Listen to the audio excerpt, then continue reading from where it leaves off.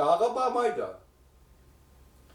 Eğer o Osaka'ya Japonya'ya barmasa, o çağda Reis Xi Jinping taxtga chiqqan 2013 yıldan başlap ta hazırgacha dünyada har qanday cho'ng so'rinda qilishmay qatnashgan edi, kelgan edi, borgan edi, qaytgan edi.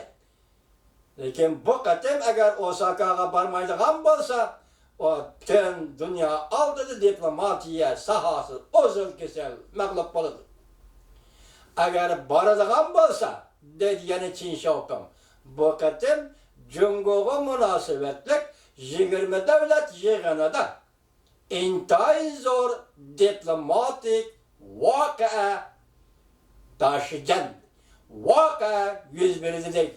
Bu nima? Bu oldimizdagi ish bugun Qin Xiaopingning so'zlagan so'zlaridan bir ikki jumla sizlarga naql keltirdim, hurmatli vatandosh.